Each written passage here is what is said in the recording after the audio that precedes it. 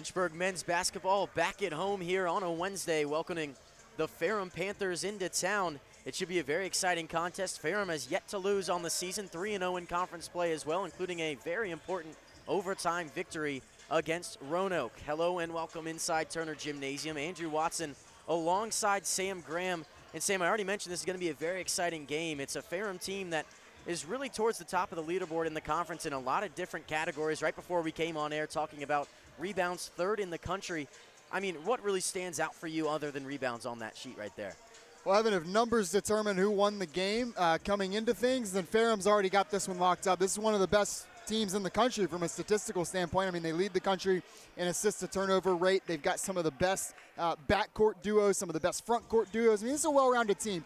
But on the flip side, there's a reason why we play the games, and stats don't always tell the full story. The one thing that I'm actually going to pull off of here, a little bit unusual, I'm going to go with the free throw percentage. Both of these teams coming in shooting under 66% from the line on the year. Evan, it's the season, or Andrew rather. Sorry, it's been a couple games with Evan Gates. I got to get back used to this. Oh, it's all good. Yeah, but as I was saying, it's a season of giving, right? They call it the charity stripe for a reason. They call them free throws for a reason. It's giving you points, and these two teams, Ferrum a lot better at getting to the line, but neither of these teams doing a great job capitalizing there. That's one area I think both teams can improve, and that could be a spot where this game is won or lost if it's close coming down the stretch. Yeah, and for Ferrum, a team who likes to get into the paint a lot, that's most likely the reason why they get so many fouls. For Lynchburg, it's definitely going to be one of those problems, trying to control fouls and trying to keep their big men out of foul trouble. But one thing that really stands out for me up there, sorry to keep this going, but I mean, opponent points per game, 59 points per game is pretty incredible, especially early in the season. And I know the schedule for Ferrum for this point hasn't been exactly the strongest. It's going to be a very good game for Ferrum to really see where they're at. Lynchburg had a good one last time out when they went to Virginia Wesleyan in a game that didn't end up being as close as it really was played to. And so a measuring stick game on either side. Lynchburg looking to get back into their winning ways, and Ferrum looking to continue their winning ways going, trying to keep this win streak.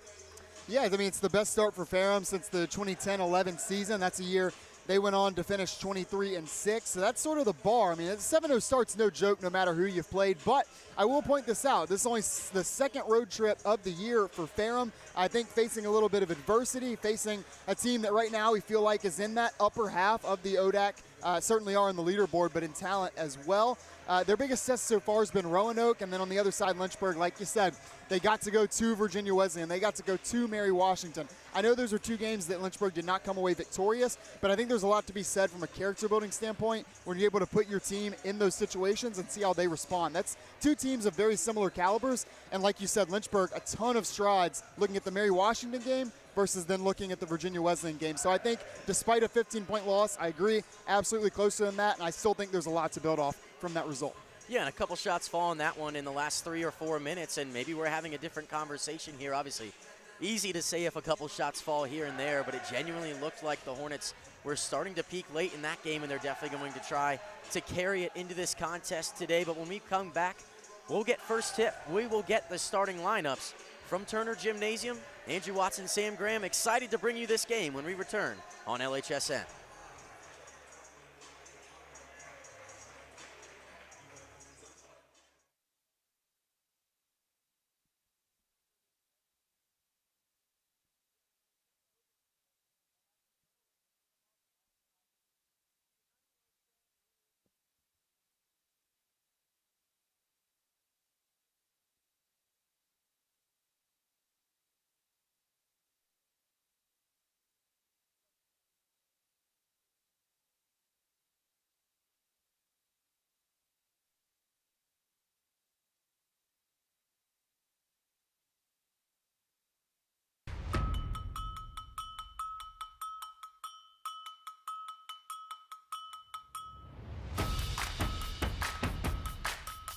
Living the dream. USA, Mexico. That was so exciting. Want to have some outdoor adventures while getting a degree at the same time? At the University of Lynchburg, we have an on-campus zip line and rope course. Plus, we offer adventure trips that cost less than a cup of coffee. And did I mention our beautiful scenery? We're a university for students looking for something more than just books. Welcome to your new adventure experience.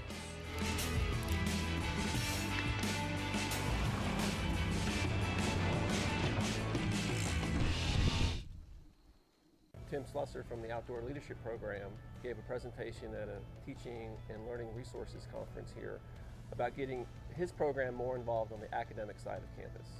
I mentioned computers and mapping, and he mentioned caving, and eventually we came up with the idea of mapping caves. So the week before we were able to learn how to use the instruments kind of like on a flat surface and just kind of get a hang of how they work.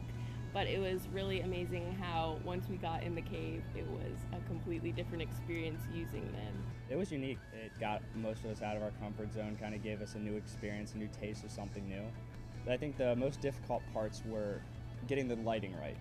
You had to read the instruments with the headlamps while keeping your eye pointed on the plot point. This allowed them to actually literally get their hands dirty, collecting data, conducting measurements, and putting all that together in the form of a map, and doing it in a place that's never been mapped before.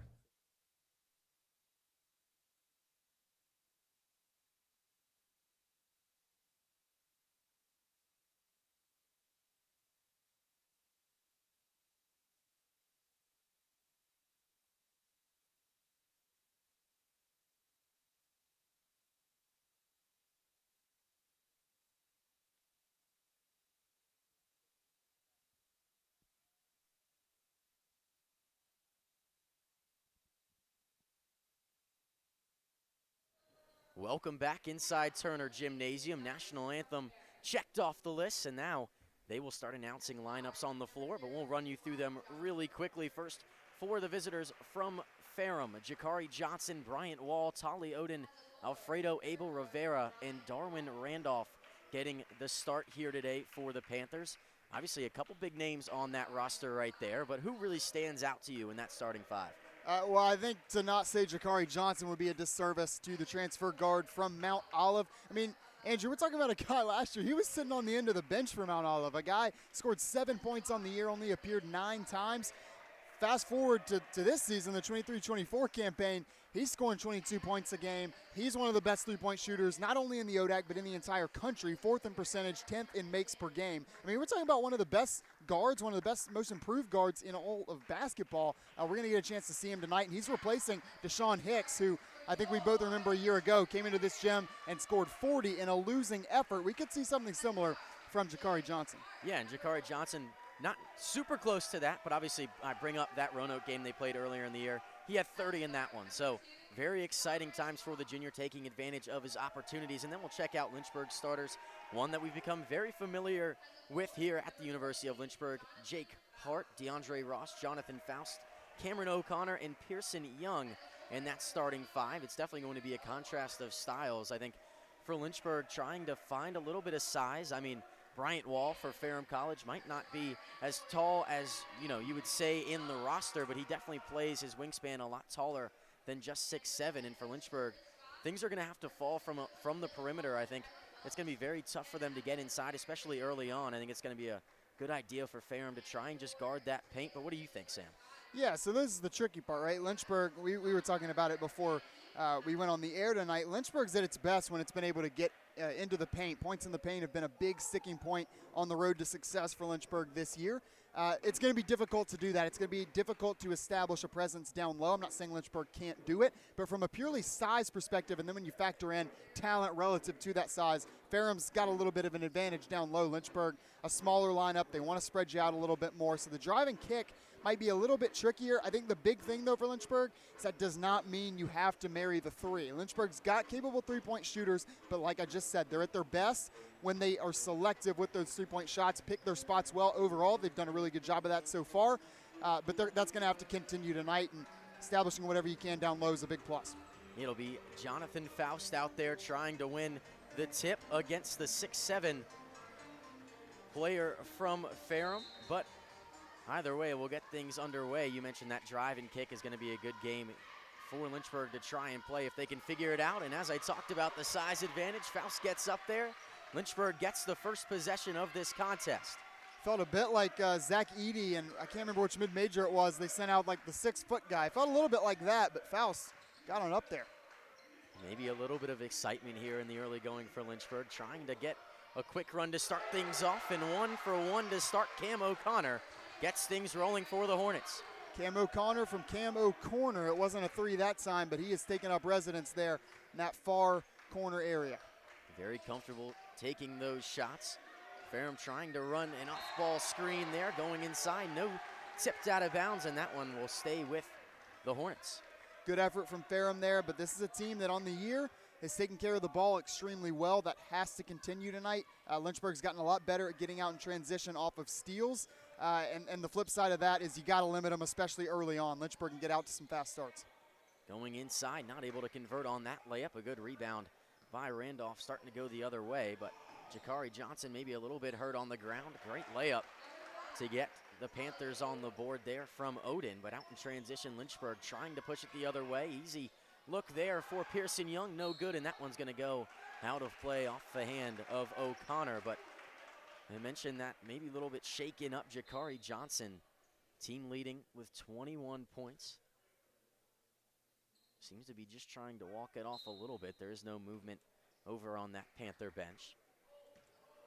But Lynchburg in the early going looking to try and get in transition. Pearson Young not able to miss, or not able to convert on that one, but still a very good look. Good job coming over, help defense there. Jake Hart really stopping that shot before it got up. Ferrum does a lot, trying to work some one-on-one battles. Abel Rivera and Johnson are two guys that you really need to watch, especially in those one-on-one situations. But a guy for Lynchburg you have to watch as well, Dre Ross. Handing it off, Young, 10 to shoot for Lynchburg. Spinning in the lane, right-handed shot. That one back iron, no good as well, but a good clean look for the sophomore. Tough start for Pearson Young. He was also held scoreless against Virginia Wesleyan, so he's looking to get things going on the offensive end. Wall trying that left-handed shot there, not able to convert. Pushing, Young will get another opportunity. That one blocked, however. O'Connor, rebound. Hart lays it off. Young is there, and another one blocked. This Ferrum team getting up early this evening. Chance out in transition, but taken away once again by Pearson Young, who's been all over the place for Lynchburg to start this game. Sloppy game like this probably favors Lynchburg a little bit. Incredible athleticism and speed, both on and off the ball. Obviously, when they're able to force those turnovers, that's a big, big advantage for the home team. Yeah, Lynchburg getting a couple of close looks in by the basket, not able to get that lid off after that opening basket from O'Connor. Things still tied at 2. It's Wall, top of the key, trying to hand it off. Nearly taking it away, and doing so is Young, and going the other way, O'Connor. Caught between two different decisions there, had Faust filling the lane and Hart to his near side. Instead throws it right in between them. 2 turnovers going either way now. Ferrum gets the ball back with an opportunity to take the lead here. Wall, left-handed shot there, up, rolls off the front iron and in, and we will see an early timeout here in Turner Gymnasium. Interesting decision there, the timeout called early on, I believe from Patrick Corrigan. I could be wrong, it might have been Lynchburg. I missed the PA announcement. Maybe just to slow things down. Obviously, we got off to the races here early and often, both teams clearly wanting to push it in transition, but a lot of that was just turnovers and the other team trying to capitalize as fast as possible. One note on the Lynchburg side, tough start for Pearson Young.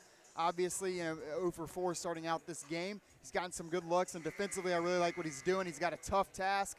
He's got to mark up Jakari Johnson, like we mentioned, top guy for this Ferrum team. Last possession, he was down there in the corner. Man defense there from Lynchburg. He's got his back to the ball, so all eyes locked in on Johnson's movements. Again, he's going to be running. That's going to be a tough task. Nobody's held Johnson under 14 so far this year, but good defensive effort early on from Pearson Young. Yeah, and if you're Lynchburg, you want to put one of your best defensive players on Johnson, but obviously Young doing a really good job for the Hornets, getting an early couple of turnovers, already 3, I believe, for the Panthers. Lynchburg trying to respond to that bucket on the other end. Faust 3, top of the key, that one a bit deep off the backboard, then the front iron. Hart trying to track it down, but winning that one is Johnson, and going the other way are the Panthers. A point early here for Ferrum. They have certainly limited a fast start right off the jump from Lynchburg. That'll go a long way, something they were unable to do last time they were in this gym. Ferrum truly running things through Bryant Wall, averaging just over 7 points per game. Already has 4 here in just the first 4 minutes of this contest, maybe trying to take advantage of that size differential between this Hornet side. O'Connor, pump fake, takes a shot with a foot on the line and knocks it down. Cuts that lead in half. 6-4, still early going here in Turner. Cam O'Connor just looks so comfortable here on this home floor. He's averaging about 9 more points at home versus away. He was also held scoreless against Valwez. A great encouraging start from him. Odin, that one short, then out of play.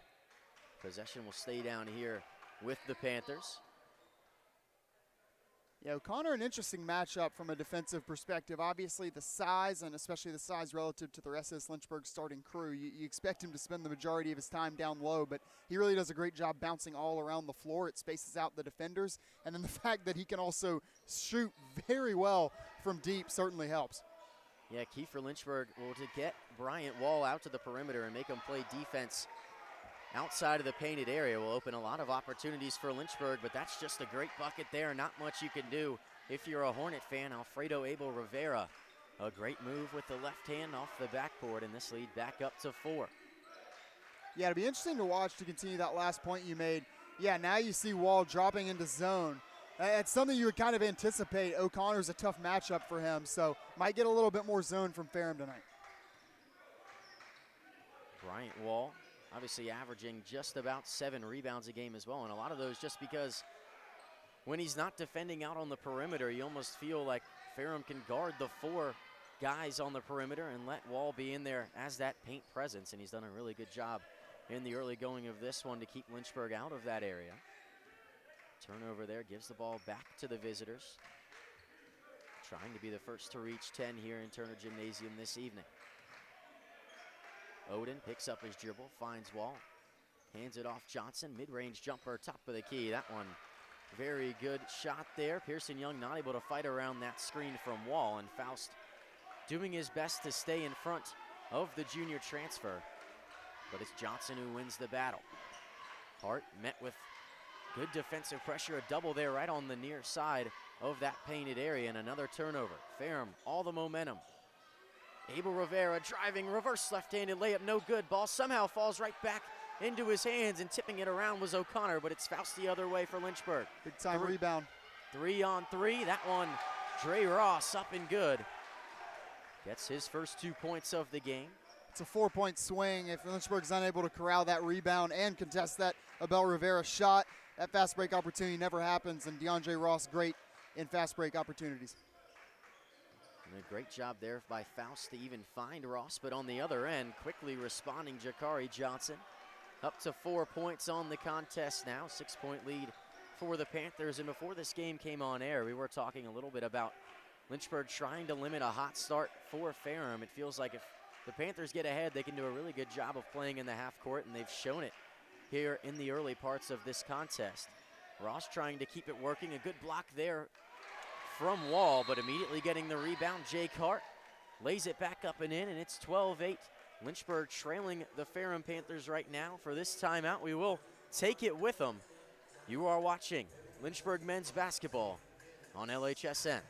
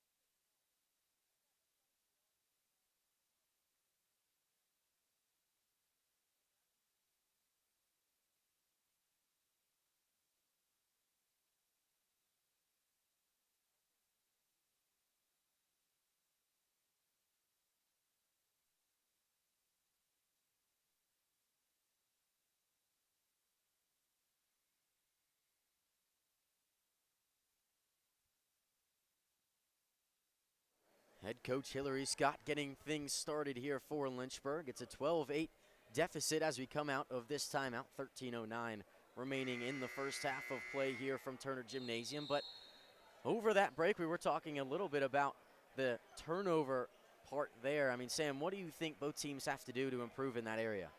So it's two teams that don't mind speeding the game up. Lynchburg in their wins and at home averaging well over 80 points per game, and Ferrum straight up on the year averaging darn near 90 points a game. So you got to work fast to get that done.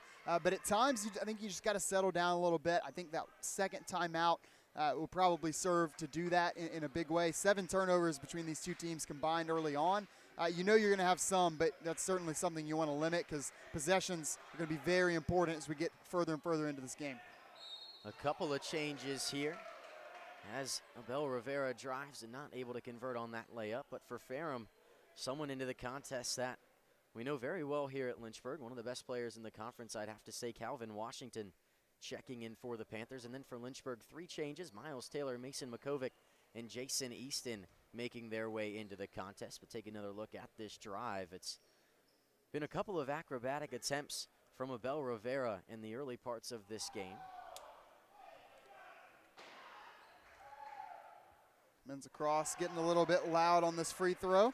Seems to be effective, something we kind of urged in between games here, just getting a little more active on the cheering, so that's a good sign. On the Calvin Washington point, yeah, a guy last year, a second-team all-conference player.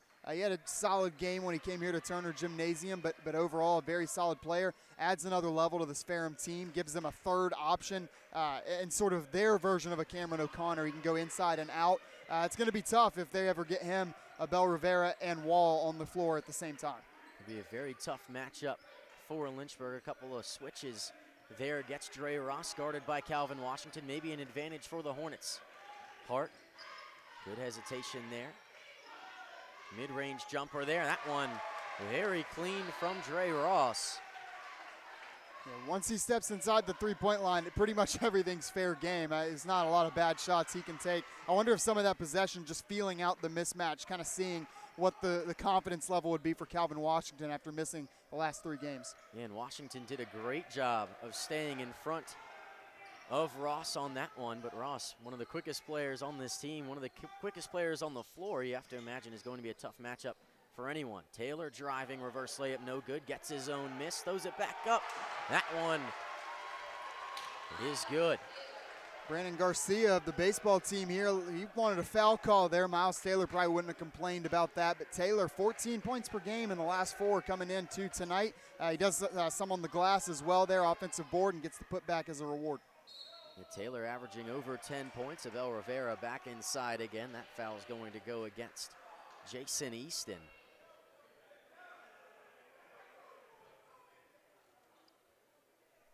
Yeah, I mean, a little bit of an unkind whistle here early on, but again, kind of feeling this game out. We know it's been fast-paced, and with that, you're going to have a little bit of physicality. The biggest bummer here for Lynchburg is they've gone on a mini run coming out of this timeout, a 6-1 run for Lynchburg. So slowing down the momentum, slowing down the rhythm is certainly a bummer, and then you're getting, Ferrum some free opportunities to pick up points is the obvious detriment here. Yeah, anytime you're really carrying a run, you have to imagine you want to keep it going. But for Ferrum, maybe this was the best thing they needed, getting a couple of easy opportunities. Bo Rivera only able to convert on one of them, however. Ross, good move, lays it off Easton, deep 3. That one no good off the back iron, and chasing down the rebound for the Panthers was Randolph. Thought Easton's follow through, got a hand slap on the wrist potentially, but no complaint from him, so I'll side with Easton there. That was a good move inside, and then trying to kick it to the far corner for Randolph. A whistle beforehand. And that's the thing with the paint, right? We talked about how it can open you up some space and some good looks from outside. It's also a great way to get to the free throw line, especially when it's packed in tight like that. Lynchburg doesn't want to get beat inside, but right now getting beat on the personal foul chart. So Lynchburg racking those up a little bit coming out of the second timeout. Yeah, and that was a really interesting play there, because you have to imagine if he went up, it would have been a free throw, but not able to get that. Miles Taylor in transition, plus the foul. Yeah, great take. Taylor staying with that steal. He had to work for that one pretty much all the way down the floor. Lynchburg defensively has continued to look good. And Miles Taylor continuing that hot streak. He's just playing with a lot of confidence right now. Never let up on his way to the basket. Takes the contact, goes right through it. Earns himself another trip to the line where he's earned more than any player on this Lynchburg team. Just waiting for that percentage to sort of match it. Taylor already up to 5 points. Maybe wanted the foul at the first opportunity. He gets it there and converts, and Lynchburg on top, 15-14 here.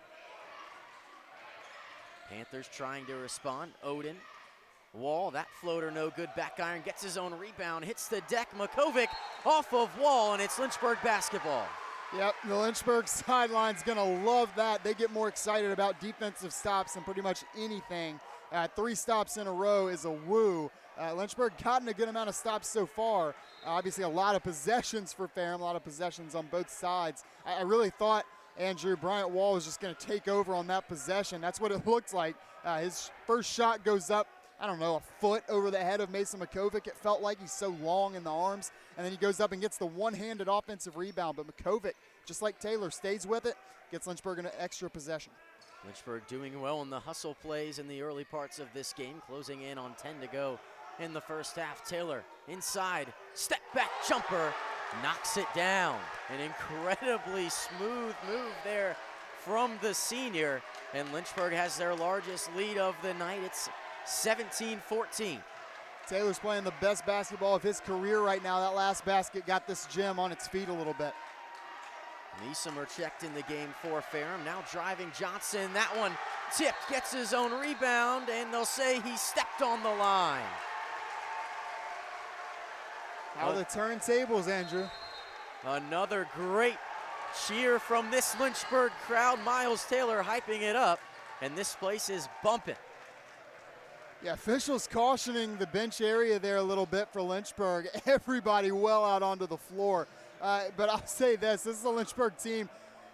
I don't want to say they don't care about the bench getting in a little bit of trouble, but if they get a warning, that's probably only going to fuel to the fire. They want to be the most energetic sideline in the conference, maybe in the country, and that's one thing you can control every single game is energy level, and that's something that before the year even started, Coach Scott hammered home to us. He wants to be the most energized team in any game they play.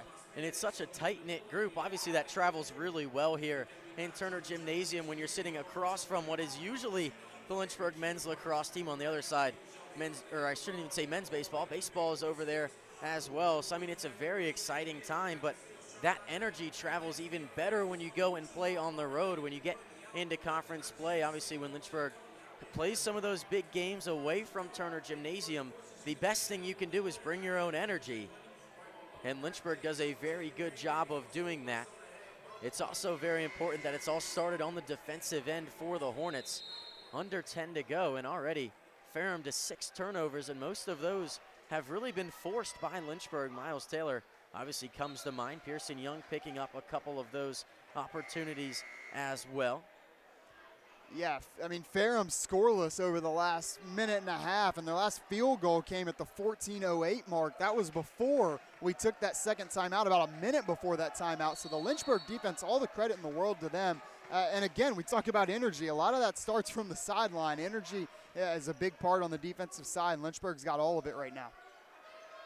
Ross here, near side wing, trying to get it inside to Taylor. Instead, dancing around, making room for himself, throws it up, and earns himself a trip to the free throw line there. Foul against Darwin Randolph for the Panthers. That's that extra level that Miles Taylor can add to this offense when he's on the floor because of being another guy with the ability to play at pretty much every position on the floor. He goes down low, posts up, and then runs back out to the perimeter where he's a little bit of a threat as well. His man comes with him. DeAndre Ross, great off the dribble. Suddenly, the paint area is open. That's a spot Ross is very comfortable. He doesn't get the bucket. But like we've seen Ferrum do on the other side, goes in hard, draws the foul, couple free ones. And for Miles Taylor, obviously offers the opportunity to not only get inside, but also can shoot the 3-ball relatively well. So it really creates a tough matchup for Calvin Washington right now, who's tasked with guarding the senior. But this is a Ferrum team who's scored just over 89 points per game this season. A lot of those obviously in a couple of blowout wins, but Still 84 points against Roanoke. Washington a good move to get that first field goal since that 14:40 mark. Lynchburg quickly the other way. Easton, open opportunity, top of the key, front iron, no good. Two Hornets were in the area fighting for the rebound, but it ends up in the hands of Jakari Johnson. And that one out of play. Inbounding it will be the Panthers. There's a couple guys on this Lynchburg roster that have done a great job this year picking their spots from deep, and we're just kind of waiting on the percentage to reflect that. Kevon James, Jordan Parham, Jason Easton are really the three that we know are solid three-point shooters. They're taking really good looks. They're just not falling right now, but eventually they will. Stay with it. Shooters got to shoot, right? And for Lynchburg, who probably feels very comfortable in the position they are without those shots falling. You have to imagine some people would be very scared of a Hornet team with some of those open three-pointers falling. Washington, another mid-range jumper. That one no good. Yeah, we're still waiting for the first three-pointer made in this game. Ferrum hasn't even taken one, so this is your grandpa's kind of basketball game. A great find there from Ross into the open hands of Mason Makovic. Lynchburg retakes that lead, the first 2 points of the evening for Makovic.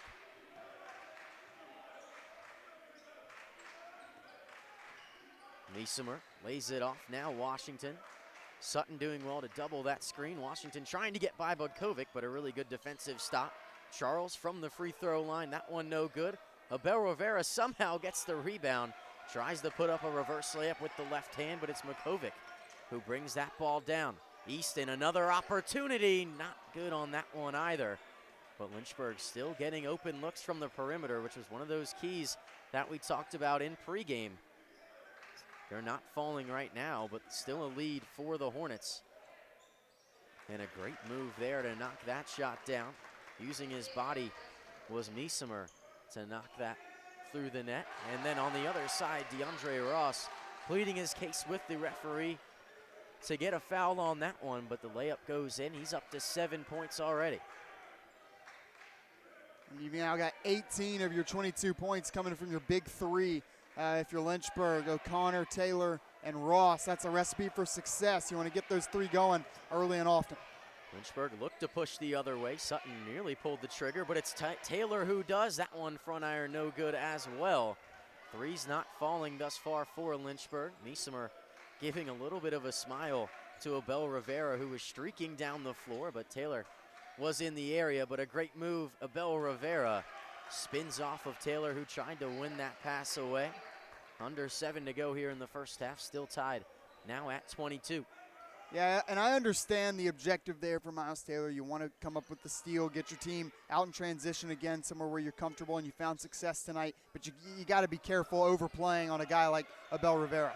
Great move, working it around Rivera. Maybe this is the battle we need to keep an eye on all night. Those two going at it. Yeah, I was thinking we might have a little bit more of an old-fashioned point guard battle. Jake Hart for Lynchburg to Lee Oden for Ferrum. But yeah, you're absolutely right. Right now, this game's being won down low. Niesemer, another great move with that floater, evens it back up at 24. Teams going back and forth. Landon Sutton getting very meaningful minutes here at the guard position for Lynchburg, but it's Taylor who's really taken this game over to this point. Makovic nearly dished it off to Ross, but now back in the hands of Sutton, who does well to win that one back. It was tipped away by Niesemer. 8 to shoot here. Sutton puts his hand to his ear, calls a ball screen from Easton. Mid-range jumper short there, not able to convert, but a good play and a good look for Lynchburg. But an opportunity for Ferrum to retake the lead here with under 6 to go in the first half. Niesemer, good move, gets the ball back on the near side wing, dishes it off Johnson. Johnson pulls up mid-range. That one rims in and out, and fighting for the rebound. And coming down with it was Easton. Every Ferrum player looking to attack, looking to drive. First things first on every possession. Miles Taylor the other way, the first player on the court into double figures. He's got 11. And a great move to attack Calvin Washington, who was standing flat-footed in the paint. We'll take another look at it. Good find from Sutton, and there's just not much you can do if you are the senior Calvin Washington when you see Miles Taylor running at you like that. But we will take this break with them by telling you the score. 26-24, Lynchburg on top. 5:06 remaining in the first half. You are watching LHSN.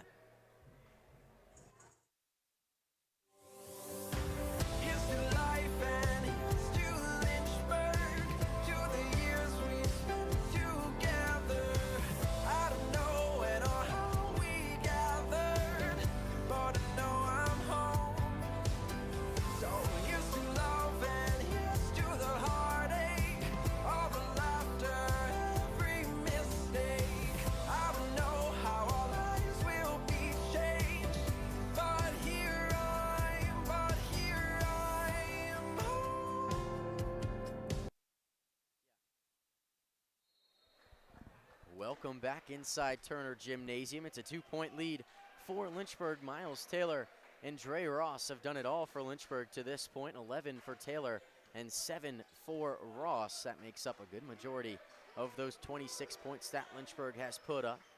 Wall checks back into the game for Ferrum, but a great move trying to drive there is Odin. And not much you can do if you're Hart in that situation. Odin, just an incredible move to even get that opportunity. Evens the game back up at 26. There's the point guard for Ferrum, known for his passing. Again, Ferrum probes inside. That time goes right up with the shot, layup, up and in. Couple of different changes here for Lynchburg. O'Connor back on the floor. Taylor still in there. Great move, left-handed layup. That one in as well. Looked like Wall maybe wanted to draw somewhat of an offensive foul there, but nothing doing. Taylor's up to 13. Andrew, what do you think's easier, cross-country skiing or downhill skiing? I'm not exactly sure. I think you could maybe help me with that one a little bit. I'm going to have to go downhill skiing. You just let your momentum do all the work. That's what Miles Taylor's doing right now. He's getting downhill on his way to the basket, attacking it strong, attacking it with confidence, and he's not getting ahead of himself. Sometimes players try to go strong to the basket. I think they misinterpret, get a little bit wild going up on the shot. See shots too strong, shots getting blocked. Miles Taylor very composed, very poised, but still not sacrificing that strength on the way up. And a lot of that has to do with just how quickly he's going at that big man who's usually in the paint for Ferrum. I mean, right before that timeout was called, going right at Calvin Washington, who when you're standing flat-footed under the basket, there's not much you can do no matter how athletic you are.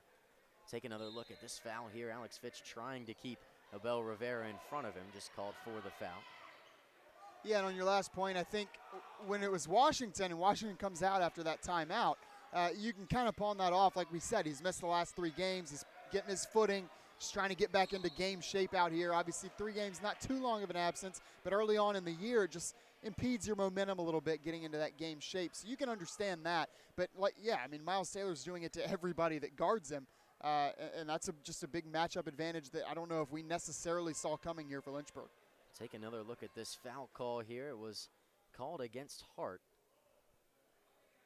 who will earn his 2nd foul of the contest. Most likely will check out right here. Landon Sutton waiting at the scorer's table, but Abel Rivera at the free throw line knocks down another free throw opportunity for him this evening. Brings that lead down to just 1 with an opportunity to tie it here for Ferrum. But for the Panthers, I mean, we mentioned this would basically be a measuring stick game for them. Obviously, you can circle that Roanoke game on the calendar so far for the visitors and say this was really the biggest game we've played to this point. But obviously, to back that up with a win here at Lynchburg would go a long way to really proving themselves in the conference. Alex Fitch, his first shot, his first make. And Lynchburg knocks down a 3. They're up by 4. First 3-pointer made of this game. When you got to have one from long range, you got to call Alex Fitch. He's got one of the prettiest jumpers on the team. That high arcing shot up and in. It took 7 tries, but Lynchburg finally in that column. Wall tried to put up a mid-range jumper there, was left all alone. Alex Fitch might get another look at it. Instead, finds Sutton. They'll slow things down. 20 to shoot, gets inside, jump stop, finds Kevon James driving with the left hand. Now Sutton. Sutton a contested 3, and 3s are raining down here in Turner Gymnasium. It's a 7-point lead for Lynchburg. Back-to-back 3s. If you're Lynchburg, you don't want to marry the 3, but when it comes open, you got to continue to shoot it. 2 great looks at it there. Couple extra passes on that possession, and Landon Sutton rises up strong. Sutton, a good defensive stop there to keep Tolly Odin in front of him, and now driving past Young and turning it over was number 10, Sterling Charles. Lynchburg, all the momentum.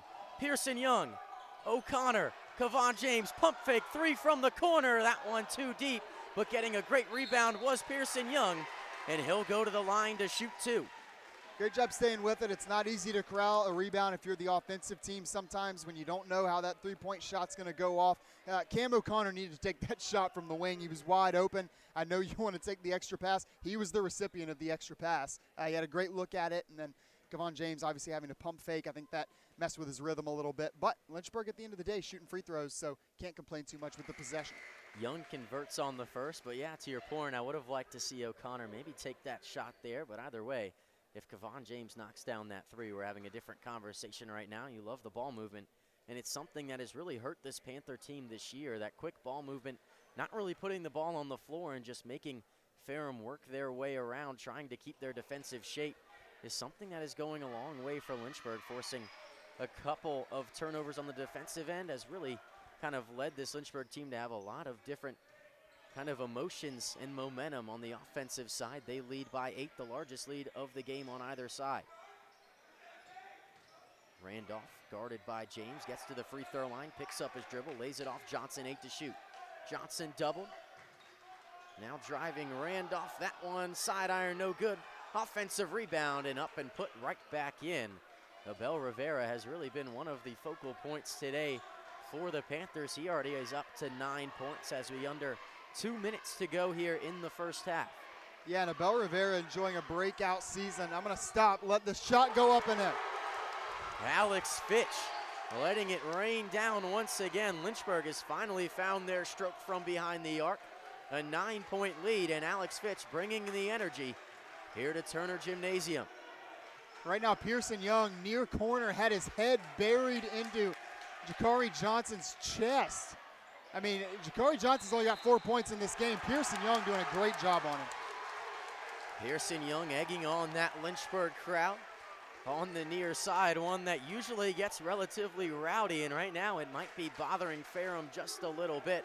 We'll take another look at the move. It was Odin trying to get inside. A great job from Landon Sutton to stay in front of him, forcing the travel there. And now Lynchburg an opportunity to maybe extend this lead up to double digits with just about a minute to go here in the first half. O'Connor trying to keep it on his side of the court. Not able to do so, but Alex Fitch hits the floor hard, holding that left shoulder. And we obviously hope he's okay. You hope right here just a hard collision with the court going after that ball. He's going to stay on the floor. So, yeah, I think just kind of counted that thing into the chest.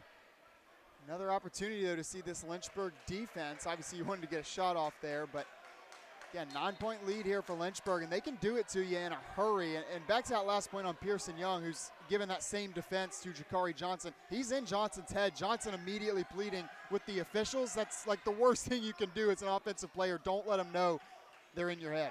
Johnson, an opportunity to respond, can only draw backboard on that shot. Gives a little bit of a look to Pearson Young, and now Lynchburg, who had an opportunity on the defensive end, takes advantage. They'll go the other way. Andrew, I love it when I'm right. Jakari Johnson does not miss shots like that. He does not. He shoots 60% from 3. That does not happen. This is one of the most reliable three-point shooters in the country through these first 7 games. Yeah, Pearson Young has his number early on. Johnson held to just 4 points here in this first half. Young, good move, driving layup, that one short, and a foul called against Ferrum. Gets a couple of hands on the head reaction from the players on the floor. We'll see who they get with this. But imagine, okay, it is going to be Randolph. Wall was the one left down there near the basket. That would obviously, any foul you can get against Walls is a good foul. Just the length he brings, the versatility for this Ferrum defense, but they will give it to Randolph instead. You know, very important foul there for Lynchburg. Darwin Randolph already up to 4 fouls on the evening. That pretty much writes him off for the first, I would say, about 10 minutes, unless things maybe get out of hand just a little bit for Ferrum. But, I mean, Lynchburg has done a great job of attacking points that they know might be weaknesses, and not saying that Randolph is a weakness. I'm just saying with 3 fouls, you're genuinely going to be the guy that Lynchburg attacks. An offensive rebound now gives Lynchburg another opportunity. 9-second difference, shot clock, game clock. O'Connor, Sutton, good move, baseline, kicking. James, pump fake, 2 to shoot, mid-range jumper inside. Young gets it off. His own rebound goes back up for a 3rd time, and it's up and in.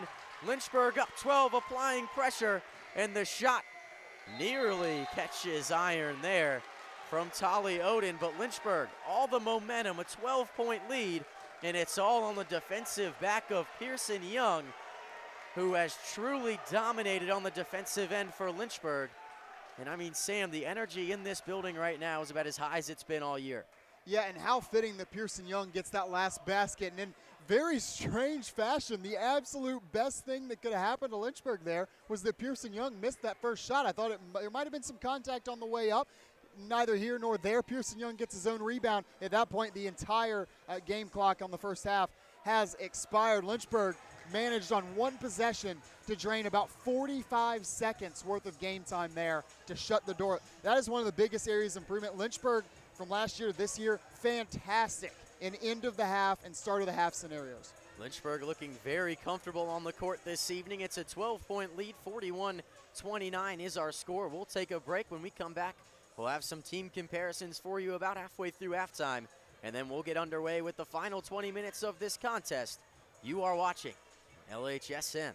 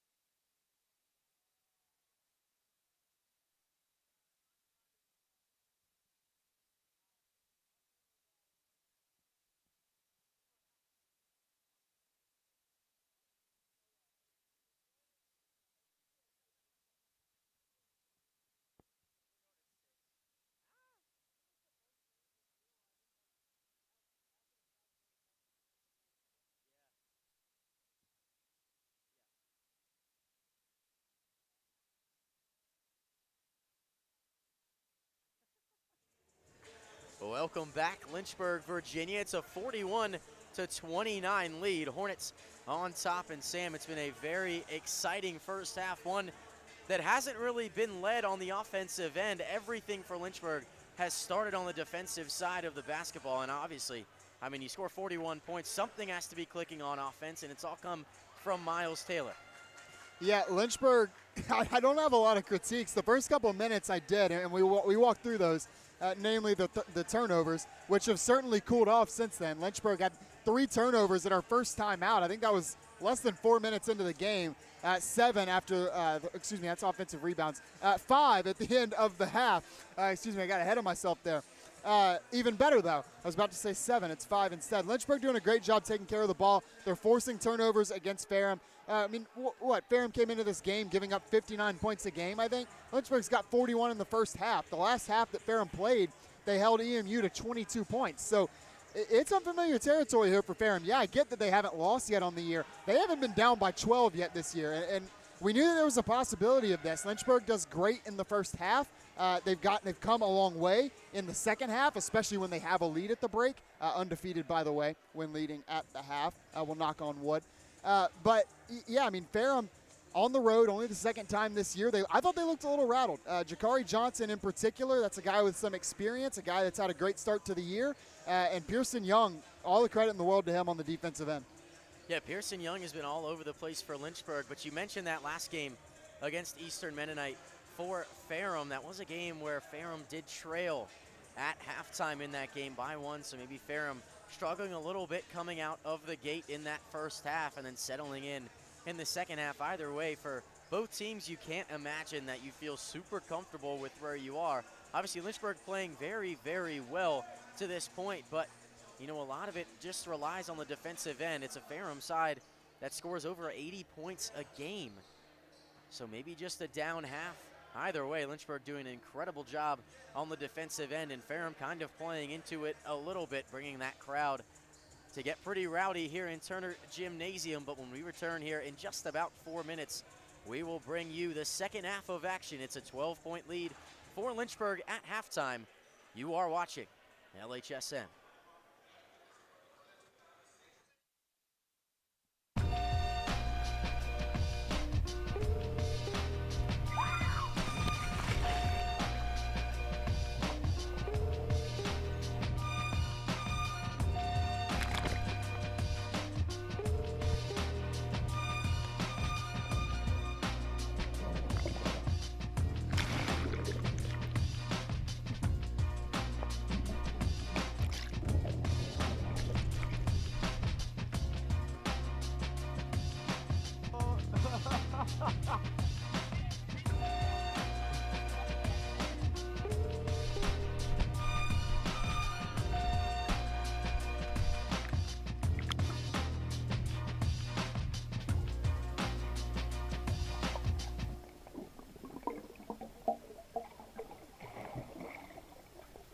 The biggest thing that I've taken from Westover is probably my interactions with faculty. I started working with Dr. Fryer. He's always available for help, and he makes sure that I get to do the experiments and not just be there while he does them. I didn't want to limit myself when I came here to just taking the prereqs for med school. I wanted to get a full, well-rounded education, and I definitely found that in the Westover program. It's given me the opportunity to keep playing soccer at a competitive level, but also it's given me the ability to be a student and to pursue other activities such as EMS.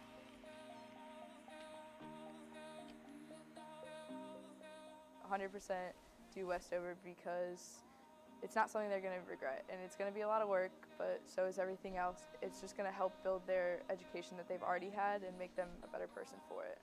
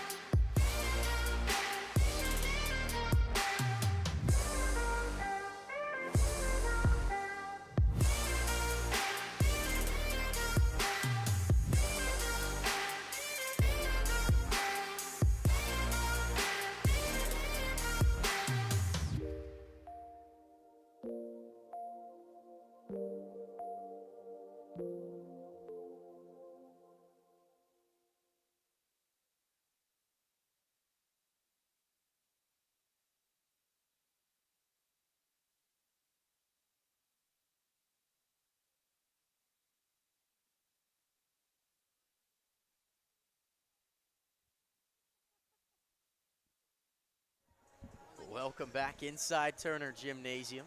Just about 30 seconds till the buzzer goes off and we get things started here in half number 2. It's a 12-point lead for Lynchburg. They lead 41-29.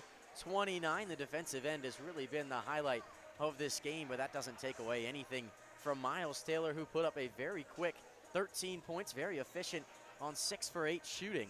One of those misses being from behind the arc, but still, Miles Taylor getting inside, creating havoc for a team like Ferrum, who usually controls the paint, 3rd in the country in rebounds. You have to imagine Lynchburg feels very comfortable with where they are, leading in rebounds right now, 19-20. So, I mean, very exciting time for head coach Hillary Scott and this Hornet side.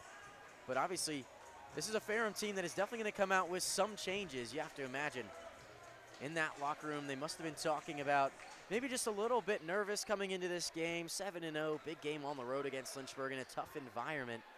Not exactly hitting, but obviously Lynchburg doing a great job on the defense.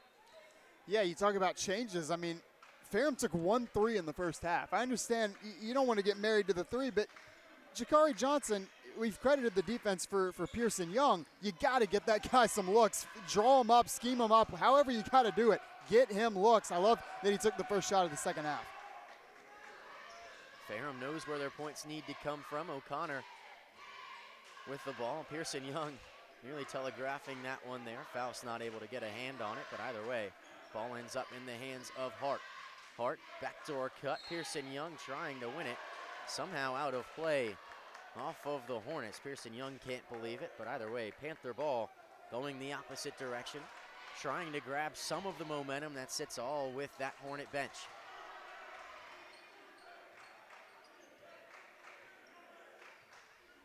Odin here for Ferrum. Now Wall trying to find a backdoor cutting Johnson, and he does. A great play there. Not necessarily the first possession coming out of that break, but 2 easy looks for Johnson. Didn't convert on the first possession, but right there, not much you can do to miss that one. Cuts that lead down to 10. Faust the other way. Long rebound into the hands of Randolph. Still playing right now with 4 fouls. Very interesting there. That 3 short, just the second one taken of the game, and now it's off to the races for Lynchburg. Hart not met with any pressure there. Not much you can do if you're Darwin Randolph in that situation. 1-on-3. The worst thing he could have done was put any pressure on the ball handler and picked up that 5th foul. Would have been detrimental for this Lynchburg side. And speaking of fouls, that one's going to go against Hart. Will also be his 4th in this contest. So 2 key players sitting in deep foul trouble, but Landon Sutton has been very good for Lynchburg coming off the bench in replacement of Hart, and he'll check back in. Yeah, I don't want to critique the coaching too much. Patrick Corrigan doing a great job in his 2nd year at the helm. This Ferrum program in the midst of a great turnaround. Like we said, best start since 2011 for this program. But why is Randolph on the floor right now? He's got 4 fouls, and you have him guarding on a fast break. You know, he gets stranded against the primary ball handler for Lynchburg. It's just, I'm not sure why he's out there right now. Jake Hart, I get it. That's your point guard, and he's got 3 fouls. I understand he's a guy in your starting lineup. You want to roll with him, but it's just an interesting coaching decision. That one deep. Pearson Young nearly coming down with it, but he's the one who pushes it out of play. Very surprised there that Lynchburg didn't try to get it in the corner. It was Ross guarded by Randolph. Obviously, that's going to be a matchup that you want to attack, especially sitting on 4 fouls. But the Panthers have done a good job coming out of that halftime break to grab a little bit of momentum from the air here in Turner Gymnasium. Still the same deficit, however, down 12 points, just 2 apiece in the second half. Odin, closely guarded by Sutton, picked up his dribble in a tough spot. Now Randolph nearly takes a ball screen from Abel Rivera. Instead goes the opposite direction, misses the layup. Wall misses it, Bunny as well. Lynchburg getting a little bit lucky on the defensive end. That Wall's not exactly hitting those layups, at least in the early parts of this second half. Pearson Young, a 3 in front of his bench. That one no good. Offensive rebound. Faust goes straight up with it. That one tipped away by Wall. Goes back up with it again. Plus the foul. 8th and 9th offensive rebounds of the game for Lynchburg. A big pair of them for Jonathan Faust. I tell you what, Faust is the guy that'll just get the job done for you in whatever way the game needs. Maybe it's a big-time bucket. Maybe it's a block out on the perimeter. Maybe it's getting a pair of offensive rebounds and going back up strong. Faust just, I mean, We've worked with him a little bit. He's a member of our LHSN crew. Great guy, and just a lot of fun to watch him play. Plays so hard.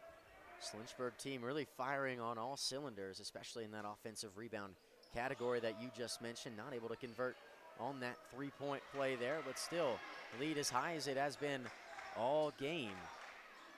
14-point lead for Lynchburg. Ferrum trying to climb their way back into this one. Ellis inside, trapped. O'Connor guarding. That floater rims around and in. A great move and a great shot there from the junior. Now Sutton pushing the other way. Faust now near side Ross. Takes a screen from Faust and a mid-range jumper rims in and out. Defensive rebound into the hands of Kyrie Ellis. Johnson, three in front of his bench, short, long rebound, tipped around. Faust trying to get it. Falls to the hands of Abel Rivera, and Landon Sutton caught in the air. Not much you can do there. Have to imagine a little bit of defensive pressure. All you were trying to do was to slow down any opportunity Abel Rivera had to put that one back up. But Ferrum, 4 straight, climbs their way back in. Now Faust working. Ross takes the ball screen, outside, far side corner, Pearson Young. DeAndre Ross, he can find anybody on the court at any time. You got to be ready when he's got the ball in his hands. Good job, Pearson Young. Spot up in the corner, knock it down. For Lynchburg, it'll be a key to really stop these runs and just make a couple of key baskets when Ferrum seems to grab the momentum. There was a little bit of argument for a backcourt violation. Kyrie Ellis driving, good defense by Landon Sutton, even though he was undersized in that situation. Young, right-handed layup in transition. That one is good as well. Not much that Tolly Oden could do on the defensive end, and now this lead up to 15. A little bit of contact on the way up. Again, no call. Pearson Young wants to hear it from the student section here in Turner Gymnasium. Great start to the second half for him. Oden has one rim in and out. And going right back up, Abel Rivera. 2 opportunities, 2 looks there. Neither of them find the bottom of the net. Young, another opportunity, and he knocks it down and gives a look to the Lynchburg crowd, and it draws a Panther timeout. Pearson Young has come to play in this second half. In the first half, he did it on the defensive side. Now he's doing it on the offensive side. A big scoring burst, and after it felt like Ferrum was starting to control this game a bit in the second half, Pearson Young slams the door in their face. 8 straight points for the Hornets. They now lead by 18. We will take a quick break with them to catch our breath after the first 5 minutes here of this second half. It's an 18-point lead. You are watching LHSN.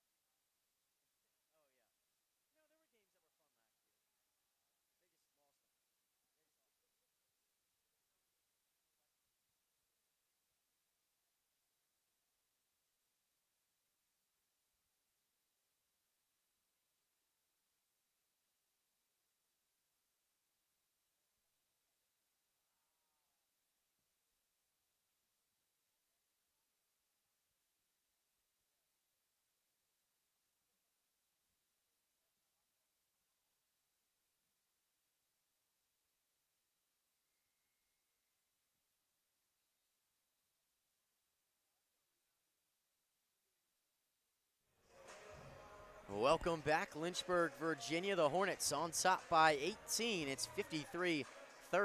A great run coming out of halftime, just under 5 minutes into this second half. And Lynchburg is leading in one of the most important statistical categories. Tell them about it, Sam. Yeah, we came into this game, I think it was a 14 rebound advantage just looking at the averages. Ferrum, top 3 rebounding team in the country. Washington and Lee, one of the 2 teams ahead of them. Shout out to the ODAC, Washington and Lee, a very improved team in their own right. But yeah, it's Lynchburg that's leading on the board so far, 29-28, so a slim advantage, but an advantage nonetheless. I mean, if you're Lynchburg, you're coming in with a 14 rebound deficit. You almost feel like it's a win if you're even close in the rebounding battle. Lynchburg leading right now and 9 on the offensive boards. Yeah, interestingly enough, that's really where that deficit you would think would come from is on the offensive end, but Lynchburg doing an even better job. Landon Sutton driving the left-handed layup. Responds to that good set play coming out of the timeout from Ferrum. They're back up by 18, and Sutton's up to 5 on the evening. Matches a season high there for Landon Sutton. I believe inquiring minds are wondering if he'll get to 14 tonight. That was a prediction by one of our very own. Yeah, I did say earlier that Landon Sutton was really due to have a good night, and maybe it took heart, maybe getting those personal fouls to really give Sutton the opportunity. You obviously don't want to talk about the downfall of any of these Hornet players. There's not much Hart can do with 4 fouls. Ross, three-pointer short. Young trying to win it. That one's going to go into the Lynchburg crowd, and it'll be a inbound opportunity for Ferrum. But Landon Sutton, a guy that we talk about all the time, played a lot of that primary point guard role in the second team last season as well, and obviously fills that role quite well for Lynchburg. But now it's Ferrum trying to respond. Randolph still on the floor here for Ferrum. Again, Pearson Young forces Johnson to give the ball up. Awards Lynchburg the rebound as well. Wall goes up strong, and Pearson Young meets him on the rebound. Landon Sutton driving layup, tried to get it up there with the right hand. It's no good, but he'll head to the free throw line to shoot 2. It looked like Wall on the other side was pleading his case for a foul. As we take another look at this move, Sutton fought through a little bit of initial contact, and then earning that foul, earning his opportunities at the stripe. A little bit of an interesting whistle here, just, you know, on those 2 plays. I'm not sure if there needed to be a foul on the other end, but certainly a lot of contact. Credit to Pearson Young going up against Wall there, meeting him, like you said, up at the basket. That takes a brave soul to go up and do that. 6'7", a lot of length, just a big guy here for Ferrum. I mean, he might add a case of Young sliding in there underneath him, but I thought pretty much met each other in the air at about the same time. And that might just be a product, again, of Wall being the bigger guy. Officials sometimes might just say, hey, credit to Young, the smaller guy, just going up and contesting you for it. Just by virtue of your body, there's going to be some contact. Yeah, and either way, looked like both guys went up in contest of that ball, so no malintent on either side. Trying to get that backdoor cut again was Jakari Johnson, but it's Wall driving. That one rims in and out. Cam O'Connor, a foul and a little bit of a shove, gets a groan from the Lynchburg crowd. Bryant Wall, a little bit of extracurriculars there after earning his trip to the free throw line. We'll take another look here at the foul, a clear one. If it runs just a little bit longer, we might see that push. There it is, right there into the back of O'Connor.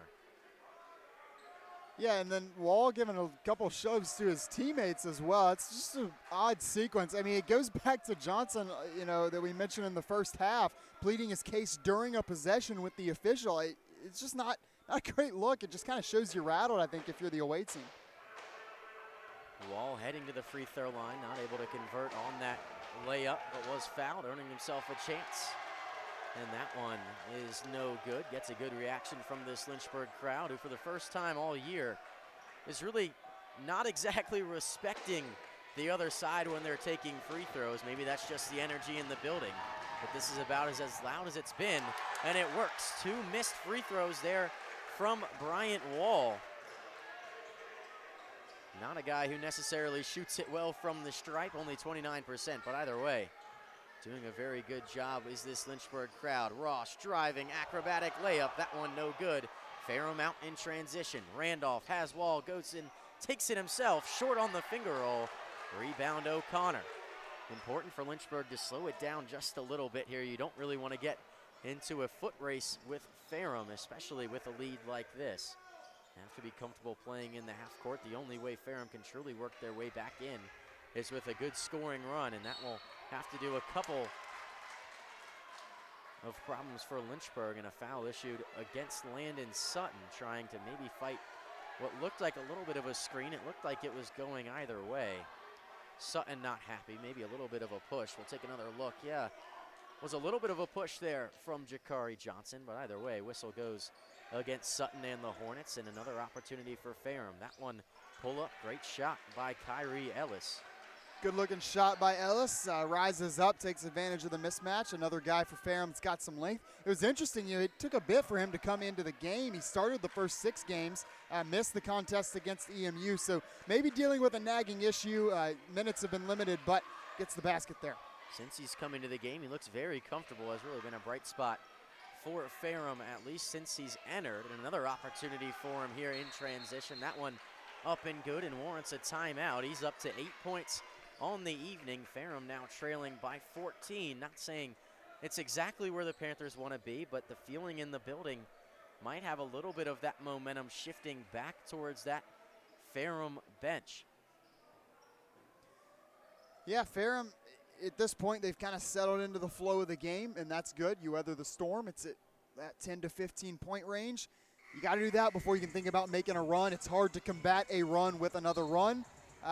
Ferrum's weathered the storm. They've stopped the bleeding, proverbial bleeding a little bit here.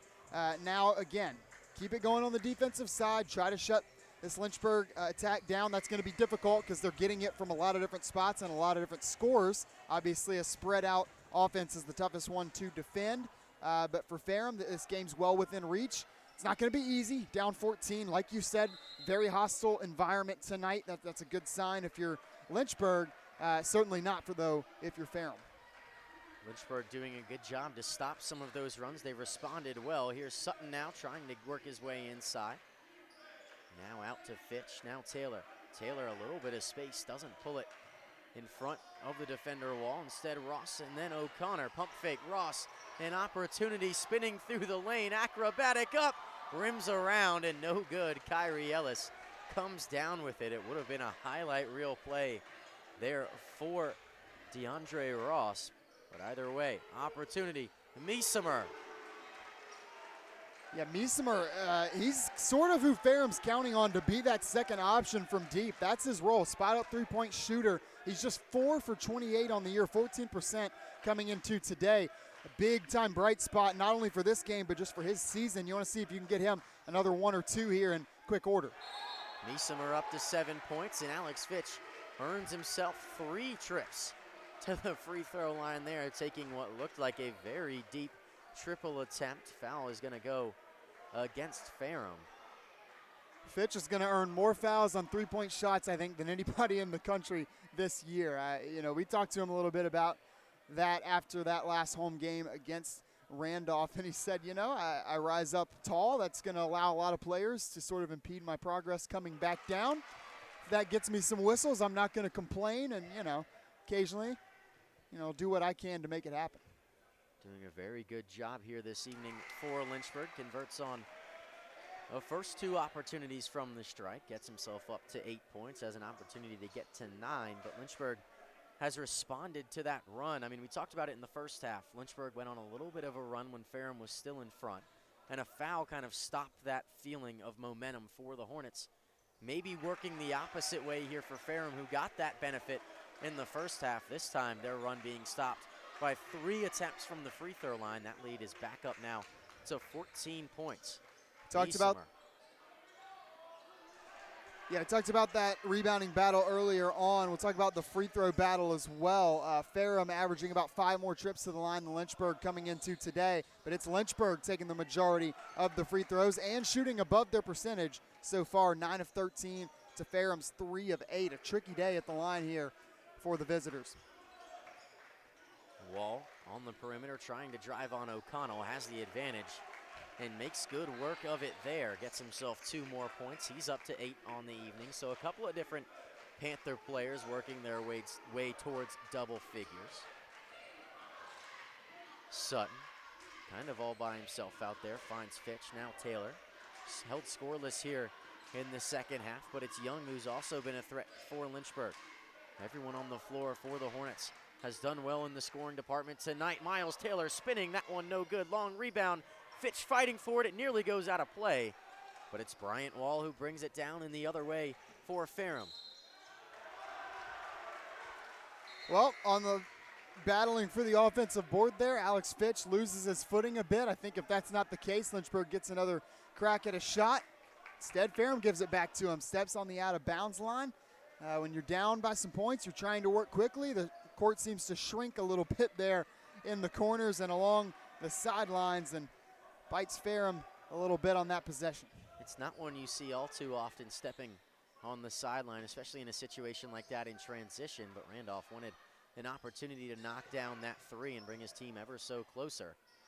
Trying to get inside there was Taylor, maybe pleading his case for a foul, but not able to draw one there. Under 10 to go, 12-point lead for the Hornets. Meesemer driving, kicking, Randolph for three. That one rims around and out, does about everything except for touch net here in Turner Gymnasium. And maybe a sigh of relief if you're a Hornet fan. That one did look good, especially from our angle up here. Yeah, and we'd be remiss to neglect to mention some of these close calls here for Ferrum. A lot that have rattled in and out, a lot of open looks that the shots have just been missed. That's certainly not necessarily always a credit to the defense. The final score is what we look at, but Ferrum, eventually a lot of those shots are going to fall. Yeah, and that's the same thing we said early in this contest about Lynchburg's last time out when they went and played at Virginia Wesleyan. Just a couple shots fall here and there, and we have a different contest on our hands. But since halftime, Ferrum has cut that lead by 2. Landon Sutton driving, and a great block there by Bryant Wall. But Miles Taylor trying to respond, and a defensive rebound ends up in the hands of Wall, and a foul will go against Pearson Young. But an absolutely highlight reel play for Wall on that opportunity to get the block for Landon Sutton. The eraser, Bryant Wall, rises up, swats that thing away, and keeps it in play. It's hard sometimes to reject a shot with that much force and save it from going out of bounds. So a great block there by Wall. He had 6 against EMU last time out. Waited a bit for his first one. A bit surprising when you look at how much Lynchburg has chosen to go in close. A lot of attempts and then points in the paint. But see, Wall's getting himself going a little bit in this second half. Lid's coming off the basket for him, and I think that's getting him going on the defensive end. And he's had a couple of good opportunities on defense to get some fouls. That one going up. Alfredo Abel Rivera pleading his case for a foul, but initiated the contact himself. Nothing doing, and this lead is under 10 points now for the first time since that first half. So Lynchburg looking to respond inside Makovic, height advantage. Wanted to pull up from mid-range, instead finds Faust driving near the baseline, but Abel Rivera playing good defense, gets lost, and Faust lays it up and in with the left hand, and that warrants a timeout. It's a 10-point lead for Lynchburg. Go back to what I said earlier. Sometimes it's a block, a steal. Sometimes it's a basket when you need it. I wouldn't say Lynchburg needed it there, but it felt like a big basket that Jonathan Faust went out and got him. Stays patient, stays with it, eventually finds the open layup. Very comfortable times right now for Lynchburg. But, I mean, Sam, what do you think that Ferrum really has to do to climb their way back in? Obviously, they've gotten some help. Meesemer's done a really good job. Wall has done a really good job as well. And now that Abel Rivera is able to check back into the game, he's their leading scorer with 13. I mean, obviously, they have a couple of different weapons. But how, as a team, do they really work themselves back from this deficit? Yeah, I mean, first things first, they're leading points in the paint. I don't necessarily know that that was something I felt like Ferrum needed to lead to win. It felt like Lynchburg actually needed to lead to be in this position that they're in right now. And they're down. I mean, they have 30 points in the paint. They're not doing bad. But I think Ferrum needs to take some more shots from distance. You're down by 10. Time is not really an issue right now. Still 8 minutes to go. Put some up from distance. Make sure they're good looks. Don't force it. Don't take it every time down. You don't need threes. But Ferrum's only taken 6 in the game. This is a team that on the year taking over 20, I believe 22, 24, somewhere in there coming into tonight's contest. I know life's been hard on Jakari Johnson. There's 4 other guys on the floor. Draw something up. Obviously, it's not going to be Bryant Wall taking your 3-point shots. But find somebody. Meesemer hit one earlier. Maybe it's him. Just let's get some looks. Randolph, a good look at one a moment ago. It rattled in and out. But, yeah, let's push the boundaries a little bit and look for some stuff beyond the arc. Ferrum just trying to work their way back in. Obviously, you mentioned Jakari Johnson shooting just about 60% from behind the arc, and a great set play there. Nice ball screen and a great mid-range jumper from Meesemer to work his way up to 9 points on the evening. Back down to 8-point deficit for Ferrum. Had Faust cutting. Instead, it's Makovic. Hart also checking back into the game with his 4 fouls. Makovic gets it taken away, and Ferrum trying to grab the momentum. Meesemer kicks it to the near side corner. Johnson in the area, but Meesemer gets it right back. Trying to work his way to the baseline, and does. Kick far side. That 3 from Charles a little bit short, and Jonathan Faust goes up and brings it down for Lynchburg. We would have been looking at a very different ball game if that shot goes down. Things would have felt a lot easier for Ferrum. Obviously, right now, the momentum is kind of sitting right in between either of these sides, just waiting for somebody to hit that big shot and grab it. The longer Lynchburg can maintain this lead and just let the clock tick away, they'd be very comfortable in that situation. Makovic, a great cut and a late foul. Calvin Washington trying to work his way off that screen. Was late to the ball. Made contact with the ball there, but a lot of it to the body of Mason Makovic, who'll head to the line to shoot two. Yeah, and Makovic's going to get free throws. You hope for him that he knocks them down and gets Lynchburg those free ones. But by the same token, or the other side of the coin, I guess I should say, I'm not mad about Calvin Washington going up and contesting that thing strong. A lot of these baskets in close, Lynchburg's been going up. Yeah, they're going up strong. It's good takes for Lynchburg, but in some of these, there hasn't even been the contest there. It's like if Ferrum's late, they don't go up at all. And yeah, I'm not mad to see the contest. Credit Mason Makovic, knocks them both down. He's not the best free throw shooter on this Lynchburg team, but rises to the occasion. But still like the defensive effort from Washington. Ferrum trying to respond. Meesemer driving, not able to convert, and now out in transition are the Hornets. Taylor, baseline, right-handed layup in transition. Lays it up and in, brings that lead back up to 12. Lynchburg has had an answer for everything Ferrum has thrown at them in about the last 30 minutes. Ever since Lynchburg took the lead, they've been able to respond. Calvin Washington mid-range jumper rims around and in, and that gets a timeout from the Ferrum bench, and we will take this timeout with them. It's a 66-56 lead for Lynchburg. 6:35 remaining here in the second half of play. When we return, we'll see that last couple of minutes from LHSN.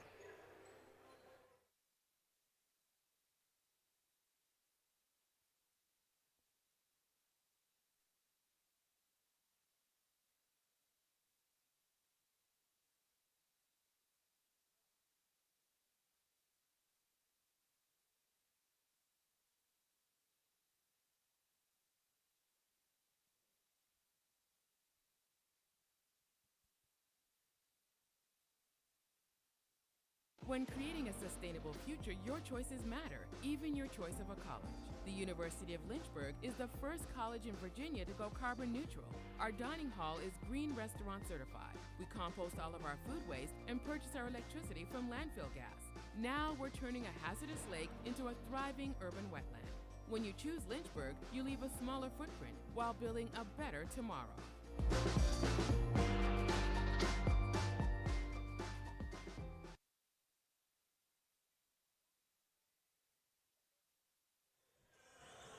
Welcome back, Lynchburg, Virginia. 10-point lead for the Hornets as we head into the final 6:35 of this game. Ferrum has really fought back in the second half. I mean, it doesn't really show it on the scoreboard yet, but the Panthers have grabbed momentum at different times, and Lynchburg has found different ways to respond to those runs. We'll see if they have a set play there. It looked like it might have been Taylor cutting back door. Instead, Pearson Young trying to do things himself, turns it over.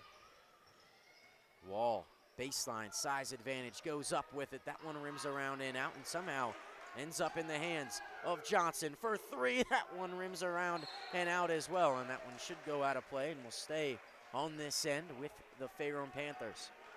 0 for 3 now from deep is Jakari Johnson. Did not see that one coming.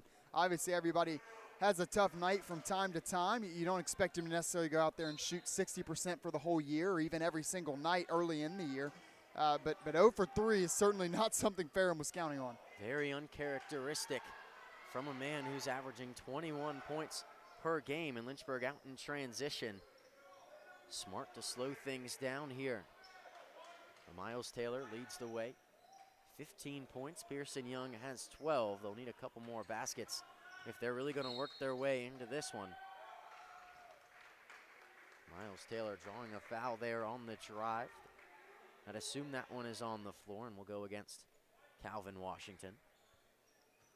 Taylor-Washington matchup is not disappointed if you're Miles Taylor. For Calvin Washington, maybe a little bit to be desired. He got that nice mid-range bucket a couple possessions ago right before that timeout. So it's not as though he hasn't gotten a little bit of his own. But Miles Taylor, it's almost like he sees Washington on him and his eyes just get wide. Going right at Washington was Miles Taylor. He's done it all game. That one not able to find the bottom of the net. Pearson Young not able to convert.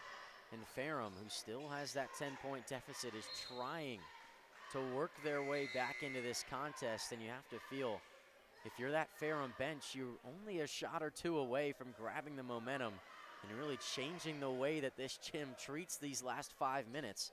You have to hope that if things stay where they are, the energy will be the exact same. But a couple of baskets could go a long way to taking this crowd out of it if you're the Panthers.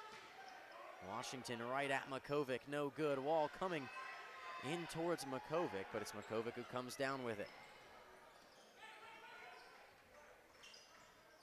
Lynchburg should be happy to play in the half court there. That one out of play off of Hart. If you're Lynchburg, you don't want to have to test your late game situation action here. You took the lead, you took command of the game about midway through the first half, and you have not relinquished it yet. Obviously, Ferrum's hoping there's still time to make something happen out on the break. In transition, a good move and a good steal and layup from Darwin Randolph. Cuts that lead to 8, gets the loudest cheer from either the Ferrum bench and that Lynchburg crowd trying to urge their team back to grab the momentum. Taylor spinning past and makes that layup. Absolutely incredible evening for Miles Taylor, who's now up to 17 points. Has truly done it all for the Hornets. Taylor's bag of tricks this last week or two might be about as big as Santa Claus's bag of toys, and he's reaching deep in there, pulling out move after move and making things happen for this Lynchburg offense. Ferrum throws that one up into the first row by the president of the University of Lynchburg. We got some celebrities in the house tonight. All-American Avery Neves in the building as well. Avery Neves, a star on that Lynchburg baseball team who won the national championship last year. Took his talents down to Charleston, South Carolina, where he'll play there this season for that side. But Lynchburg trying to urge their way to this victory. It seems like Ferrum is just a shot away. And now Lynchburg very comfortable playing late in the shot clock. You kind of have to waste the time away. Makovic does well to pick it up off the ground. And that one from Wall goes out of play and will stay down here with Lynchburg. They'll get a fresh 20 seconds. Yeah, the pass might have been slightly ambitious by DeAndre Ross. It does make its way to Makovic, but like you said, he had to go down to the floor to grab it. Kind of ruined his momentum and definitely, I think, made him second guess about that shot. I did enjoy Cam O'Connor directing traffic, you know, faking the point one way, DeAndre Ross goes the other way. Good play there for Lynchburg. Lynchburg feeling very comfortable, but a quick shot here in the shot clock in Miles Taylor. Before the season, Coach Scott said there's one guy. I just want to see if he can do it for us consistently. He had some big games last year, played really well against some of the best teams on the Lynchburg schedule. That was Miles Taylor. I would say 5 straight games in double figures, 3 of them with 15 or more. I'd say that's playing pretty consistent basketball. He has done it all this evening for Lynchburg. 19 points on 9 for 14 shooting, only 1 point from the free throw line and 5 rebounds to go along with that. Only 2 short of the rebound lead for the team this evening. That one held by Jonathan Faust with 7, but Lynchburg right now looks very comfortable. There was a couple moments here with about 5 minutes to go that you felt a little bit nervous. Lynchburg trying to get out in transition and take shots early in the shot clock is about the last thing, if you're head coach Hillary Scott, you really want to see, especially with Ferrum trying to grab the momentum, because you never know. A shot or two here fall for the Panthers, and it's still a different game. I mean, a 10-point deficit on either side. If it was Lynchburg and Ferrum's situation the way they've played, you have to imagine that either team doesn't necessarily feel comfortable where they are. No, I agree. 341 and 10 points. That's nothing. You have an eternity to play, so we won't even worry about that just yet if you're Ferrum or us up here in the booth with the easy job. But, I mean, let's go down our checklist here. And we talk about rebounding, Lynchburg leading rebounding. We talk about Lynchburg needs to score in the paint.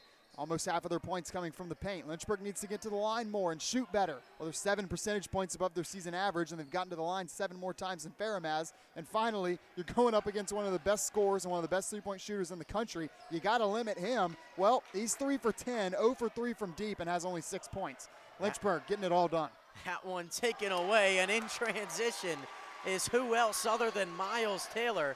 up to 21 points on the evening.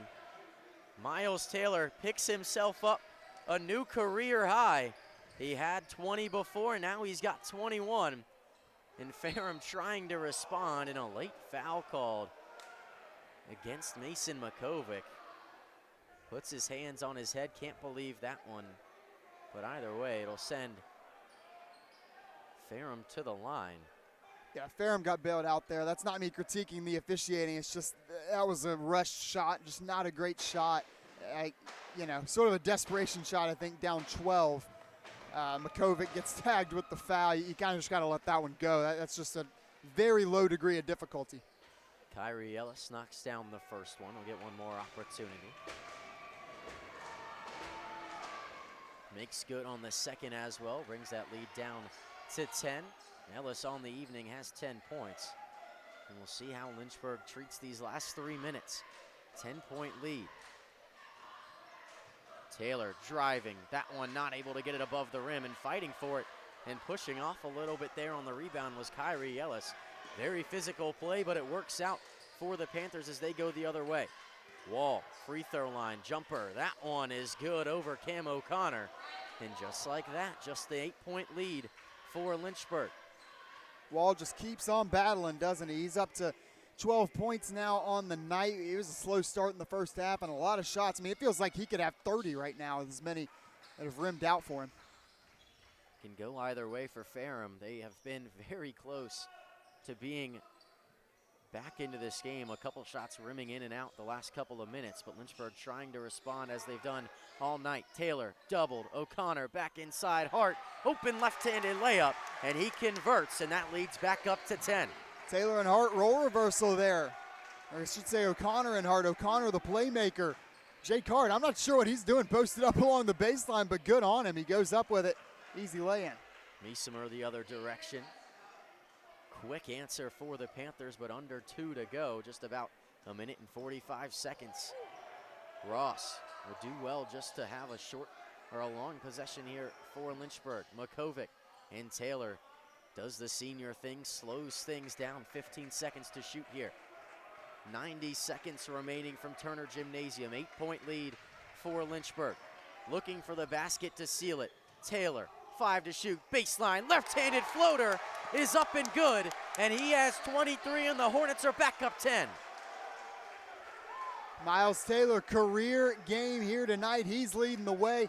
Every time it feels like Ferrum might have a shot to get back into this game, Miles Taylor says, I don't think so. Cam O'Connor, a great rebound. Jakari Johnson hangs his head in disgust at missing that layup, and Lynchburg can start to feel it now. A minute and 4 seconds left. Starts the onslaught of fouls from this Panther team. It'll take one more to put Lynchburg at the line shooting 1-1.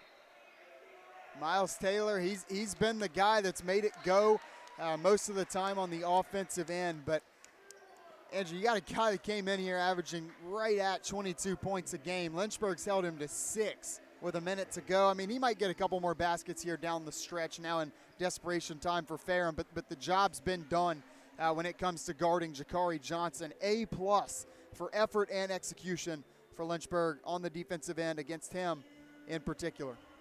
Lynchburg has found scoring from quite a few people this evening. It was Pearson Young coming out of halftime who really energized this Lynchburg team just when it felt like Ferrum could grab back the momentum and work their way back into this game. But that lead has not dipped down to anything lower than 8 points. It was 12 at half, got up as many as 18, I believe, and then fell back down to 8. And since then, Ferrum has just not been able to find that one defensive stop. Lynchburg has done an incredible job against a team who only gives up 59 points a game. Lynchburg up to 76 already, so doing an incredible job on either side of the basketball this evening. There's a lot of times in games where if you're the team trying to come back, feels like there's that one threshold point differential that you just can't overcome. Sometimes it might be 5, it might be 10. Seems like it's 8 for Ferrum. They've gotten to 8 time and time again. They can't get that shot or that defensive stop they need, though, after getting it down to 8. There was that one possession. I'll go back. It was probably 10 minutes ago, game time. Three went up near side from Randolph. A great look, an open look. It rattled in and out. It would have made the game a 5-point game. Doesn't drop. And that kind of felt like the moment here looking back on it.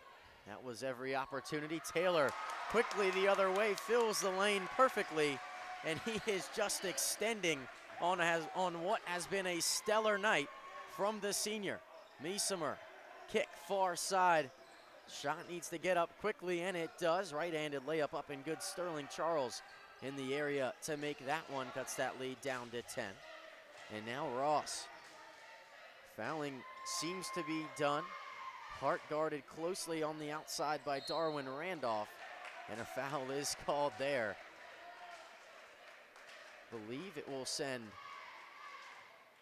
Miles Taylor to the line once again. Sends Taylor to the line and Darwin Randolph to the bench. Credit to Randolph. I mean, he's been on the floor 27 minutes tonight, and a large portion of that with 2 and then with 4 fouls. He made it a very long time. 32 seconds left in this game. He still gets over his season average in minutes. And a lot of that was just from Ferrum trying to avoid those one-on-one matchups between Darwin Randolph and these Lynchburg attackers. I think just going right at Randolph was obviously the clear idea, but the Ferrum coaching staff did well to kind of avoid that situation. There was obviously the one in transition that Lynchburg took advantage of, but other than that, Randolph has done a really good job of staying out of trouble. And now Miles Taylor works his way up to 27 points. Extends on his career high. Jonathan Faust checks back in for Lynchburg. 32.2 remaining in a 12-point lead. You have to imagine this one is all but over. Deep three there. That one no good. Side iron. O'Connor on the rebound, and that one will do it. O'Connor and the Hornets will simply run the clock out here in Turner Gymnasium. It'll be a 12-point win, and Ferrum loses their win streak here at the University of Lynchburg. They'll drop to 7-1, 3-1 in conference. Lynchburg will improve to 5-3 and 3-1 in the conference as well. Sam, I mean, before the game we highlighted what they needed to do. That rebounding area was that key spot. What else do you think they did well today? Everything. They did everything well that they needed to do well. I don't want to say it was the perfect game. You're never going to play the perfect game. We ran down the checklist a couple of timeouts ago. Lynchburg had done everything that it needed to do to win. It continued to do that. I mean, I think they scored 6 more points in the paint from that point. They won the rebounding battle 43-41. That's a season high for rebounds, I believe. Miles Taylor has not only a career day, that's the best single game performance of the last 2 years for Lynchburg. He completely took over. Fantastic game by Miles Taylor. We also want to highlight those 5 individual rebounds for him. Great job rebounding by committee for Lynchburg. You had 5 guys with 5 or more rebounds. There's just not a lot to nitpick here for Lynchburg on either end of the floor. Pearson Young did a great job tonight, especially on the defensive end, at times on the offensive end. Again, Lynchburg scores 80 points and had 2 guys scoring double figures. A well-rounded effort. I just don't have a whole lot of qualms with it. Well, Lynchburg gets back to their winning ways. They improved to 5-3 on the season. From myself, Andrew Watson, Sam Graham, and the entire LHSN crew, we thank you for joining us for what was a very exciting Old Dominion Athletic Conference matchup. Lynchburg takes it by 12. 80-68 is our final score. We thank you for watching LHSN.